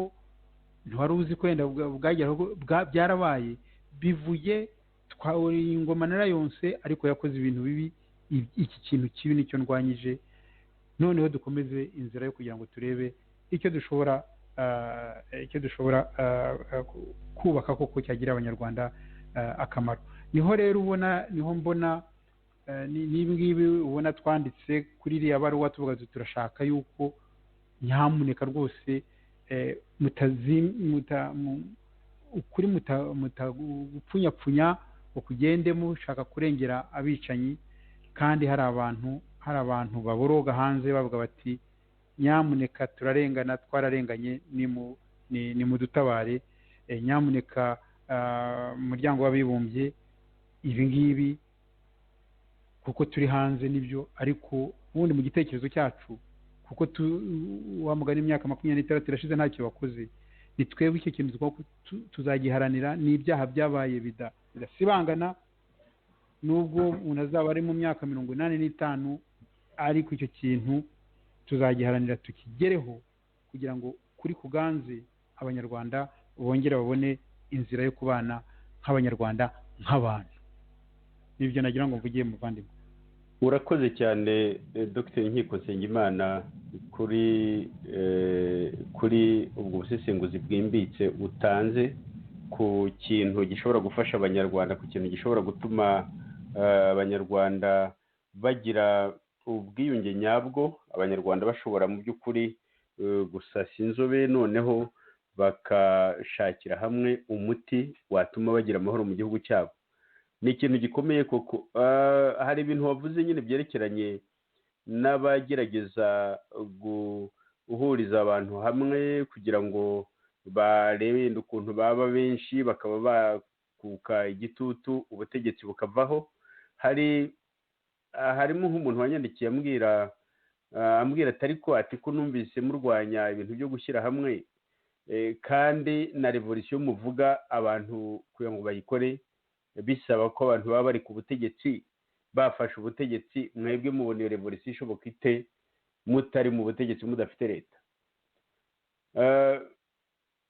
Icyo kibazo uwakimbajije si we wenyine, ubwo hari n'abandi babyibaza. Ubundi mu by'ukuri abantu babona hari za leta zikora revolisiyo igakomeza, mbese igashinga imizi, ko ugasanga ko igihugu cyahindutse mu mitekerereze, mu mikorere no mu myumvire. Ugasanga ko igihugu cyahindutse, noneho abantu bakavuga bati guhera kuri iriya leta nibwo ibintu byahindutse. Noneho abantu bakibeshya yuko mu by'ukuri iyo revolisiyo itangirira kuri iyo leta.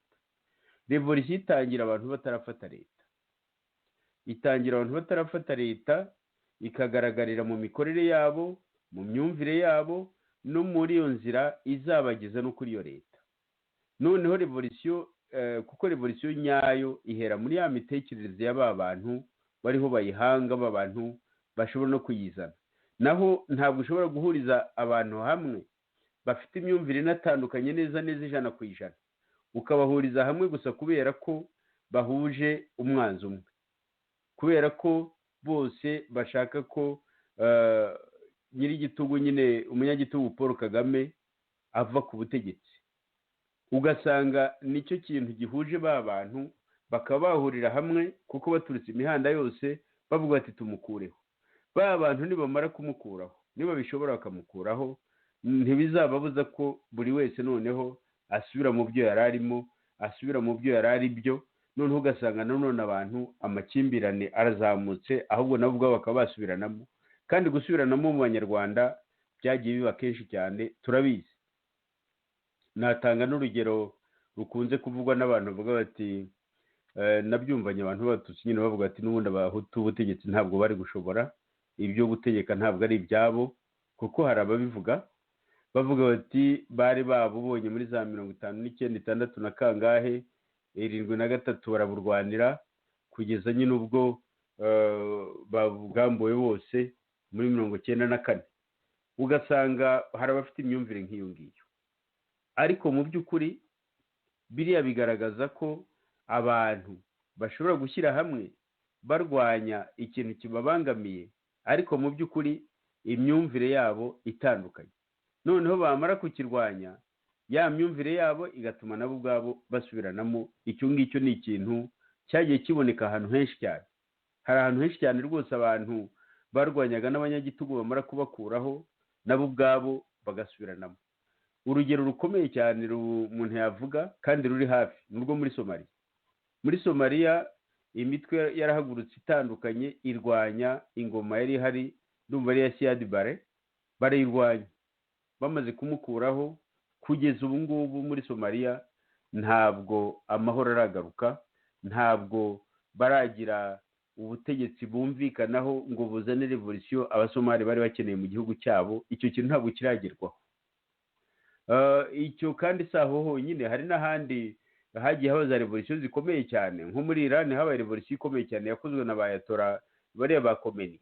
Ubwo we yahagurutsaga abanya-Iran ati iyo mitegekere iri aho ngaho mu gihugu cyacu, itegekwa, mbese igihugu gitegekwa n'ibintu, gitegekwa n'abantu b'ibikoresho bya bampatsi ibihugu, bari aho ngaho gusa, mu by'ukuri ari bampatsi ibihugu batwitegekera. Ibyo ntabwo ari byo, abanya-Iran nimuhaguruke.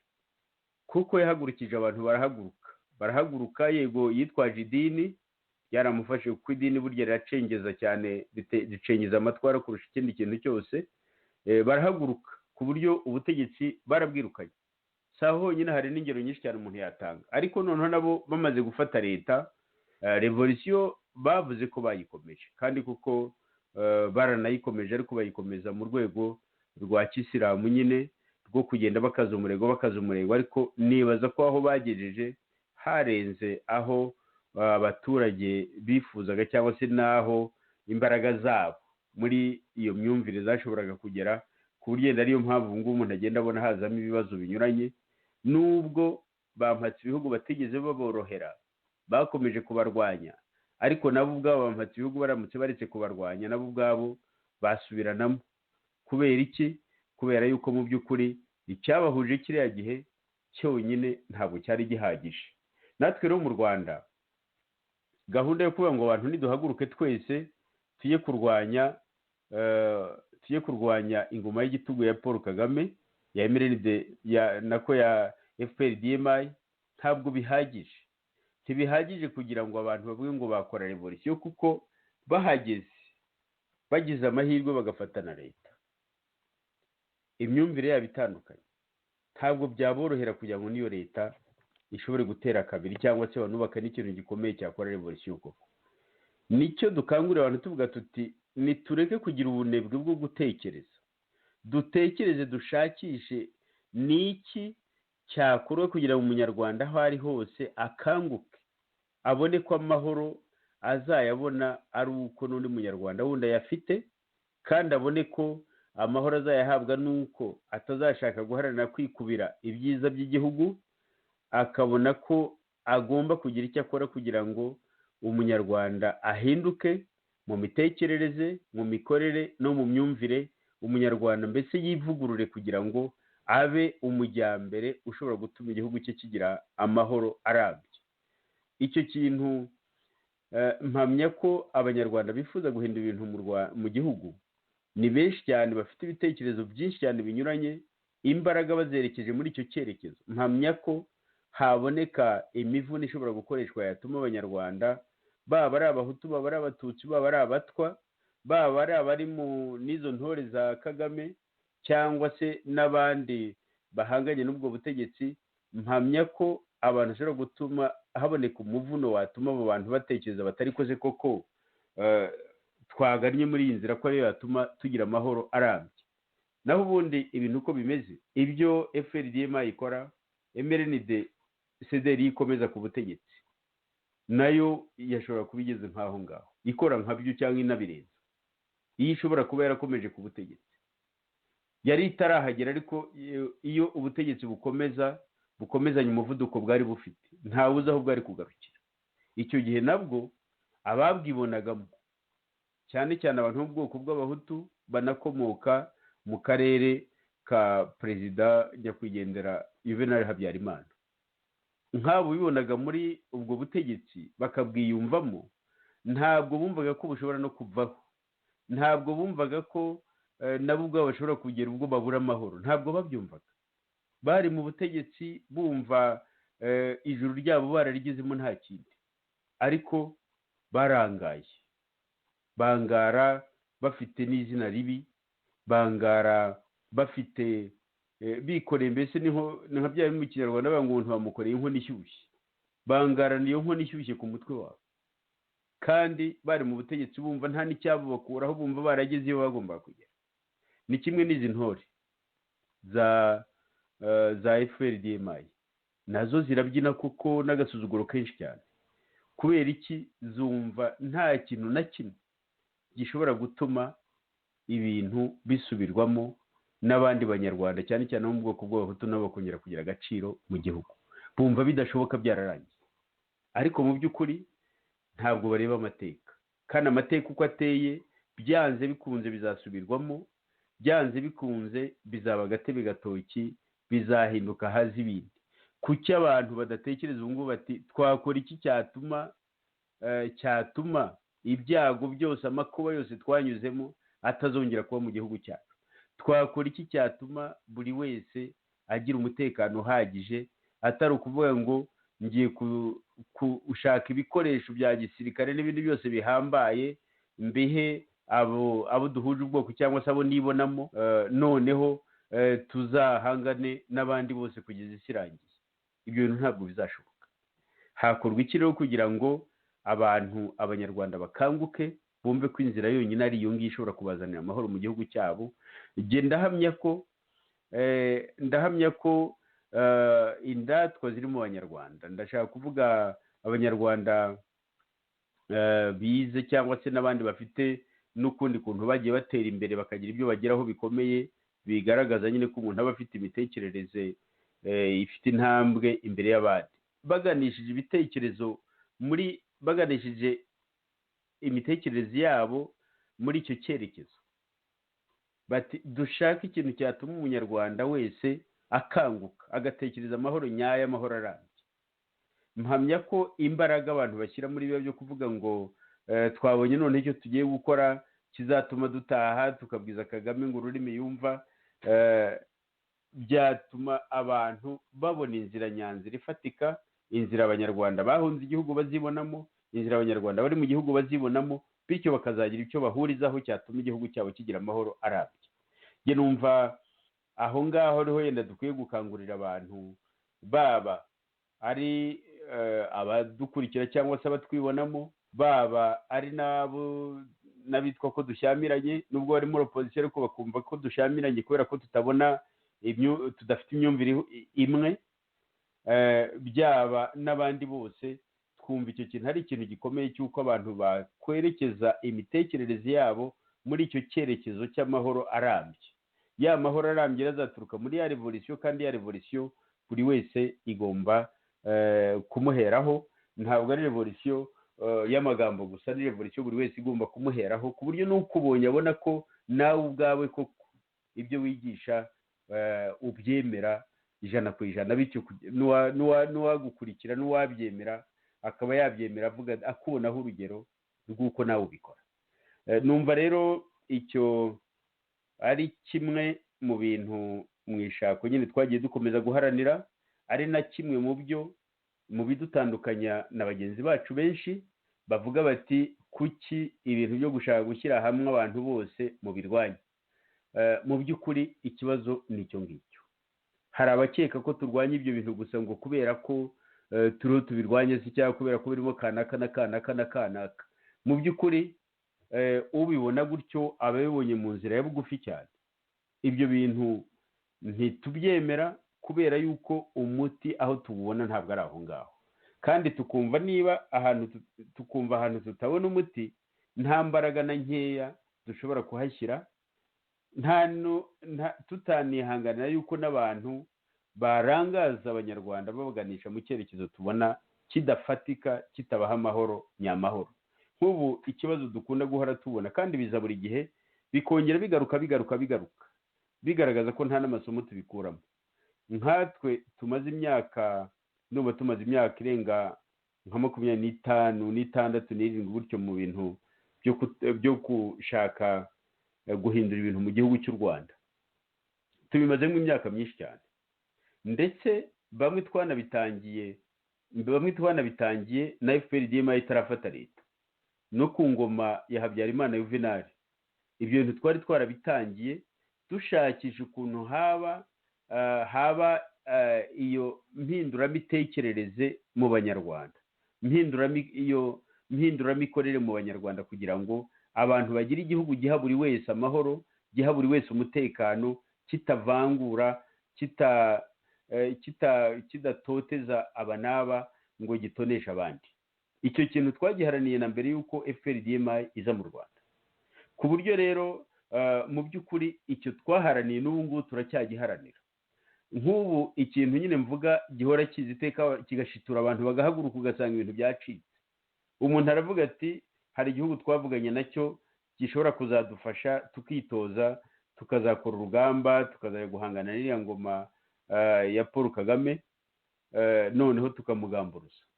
None nimutange amafaranga, nimutange imfashanyo, nimugire gute. Kuko ugasanga abantu bavuye mu byo bari barimo, bagiye gushakisha uburyo, bagiye kubwegeranya, bakabitanga, abantu bakabirya, ibyo bari bahagurukirije bigasinzira bikayoyoka. Hagashira imyaka nk'ingahe undi agaturuka hariya n'igitekerezo nk'icyo ngicyo nanone akongera agahagurutsa abantu. Ikigaragara ni uko abantu bababaye koko, barababaye, barashaka ko ibintu bihinduka. Ni nayo mpamvu uje wese nyine ufite ikintu cya serwakira nk'icyo ngicyo bahaguruka bagahurura. Ariko rero nkatwe tuvuga tuti twiyemeje guharanira ko ibintu byahinduka mu Rwanda no mu Banyarwanda, kuko ntabwo ari mu Rwanda gusa, dushaka ko bihinduka no mu Banyarwanda. baba ari abari mu gihugu bari n'abari hanze. Dushaka ko ibintu bihinduka naho hombi. Nta kuntu ibyo bintu twabireka ngo bitambuke, abantu bakomeze babikore twicecekere tutagira abo twanduranyaho. Niyo mpamvu rero iteka mu ishyaka Rwanda Freedom Movement Ishakwe tuzahora turwanya iyo mikorere tubona ko itaganisha kuri kwa gutekereza nyako gutuma abanyarwanda bagana ku muti ufatika. Tuzashyigikira abaharanira revolisiyo nyayo, tuzabashyigikira ndetse tuzanashakisha n'ukuntu abaharanira revolisiyo nyayo nyine bayiharanira koko babyitangiye, tuzanashakisha n'ukuntu twashyira ingufu hamwe kugira ngo iyo revolisiyo yo mu gihugu cyacu no mu banyarwanda iyo revolisiyo izashoboka. Icyo ndumva ari ikintu tuzaharanira. Nagira ngo tugane ku musozo, Dr. Nkiko Nsengimana, ku musozo w'iki kiganiro twise ihuzagurika rya Loni kuri jenoside yo mu Rwanda. Ndibutsa abatwumva ko yari radiyo Ishakwe, ijwi ry'ishyaka Rwanda Freedom Movement Ishakwe. Nkibutsa ko muri iki kiganiro bari kumwe na Dr. Nkiko Nsengimana, umuyobozi mukuru w'inama y'ubutegetsi bw'umuryango Rwanda Truth Commission, ni ukuvuga umuryango uharanira ukuri ku marorerwa yabaye mu Rwanda. Mukaba mukigezwaho na Sixbert Musangamfura, umunyamabanga mukuru w'ishyaka Ishakwe Rwanda Freedom Movement. Nagira ngo nibutse muri make cyane mbere yuko ngusubiza ijambo rigana ku musozo, nagira ngo nibutse nyine ko twibanze cyane cyane ku ibaruwa ikomeye cyane mwandikiye perezida w'inama rusange y'umuryango w'abibumbye. Ndibaza ko mwandikiye ucyuye igihe, mwandikira n'ujeho ubu ngubu wa perezida bombi, munandikira n'umunyamabanga mukuru w'umuryango w'abibumbye mubabwira yuko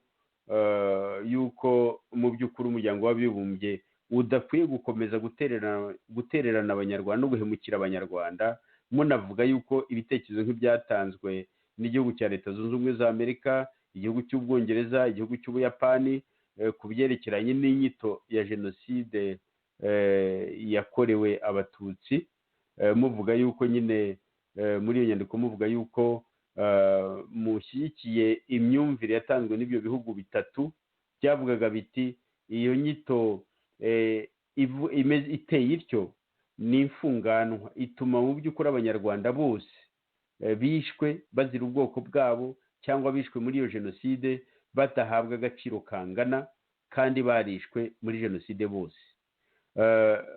Mwanditse iyo baruwa nyine musobanura ibintu byinshi cyane mwashingiragaho, mwerekana ko n'uwo muryango w'abibumbye nawe ubwawo wagiye ukora amaraporo atandukanye yerekana ibyaha by'amarorerwa byakozwe na FPR-DMI ndetse n'ibyaha bya jenoside, ariko mu manza ntibacirwe imanza, ndetse ugasanga ibyo FPR-DMI leta yayo yifuza ari nabyo bariho bagenda batora buri mwaka, ari nabyo nyine twanavuze yuko ikigaragara ko uwo muryango w'abibumbye cyangwa n'indi miryango mpuzamahanga ikorana na leta ibihari, ku buryo n'indi leta niza nayo ikavuga iti ziriya nyito tuzihindagure, nabyo bazabishyigikira babitore, nabyo byamamazwe gutyo nyine. Muri iki kiganiro twavuze kuri iyo baruwa mwanditse, ibaruwa ikomeye cyane, ndetse tuvugana no ku ngamba muteganya kugira ngo itabe ibaruwa gusa, ikurikirwe n'ibikorwa kugira ngo mu by'ukuri muharanire yuko ubutabera nyabutabera buza mu banyarwanda kandi bukaza bushingiye ku kuri, kugira ngo abakoze ibyaha by'ubwicanyi, abamennye amaraso y'abanyarwanda bose babe babikurikiranwaho.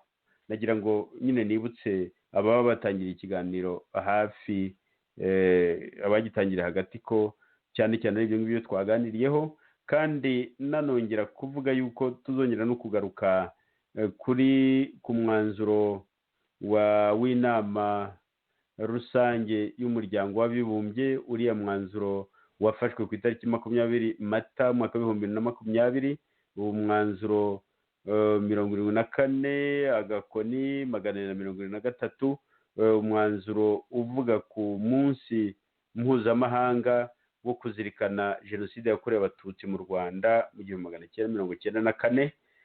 Uwo mwanzuro tuzawugarukaho turebe n'ibiwukubiyemo bindi, ndetse tunungurane n'ibitekerezo kuri izo ngamba zinyuranye nk'uko bimwe twabikomojeho muri iki kiganiro.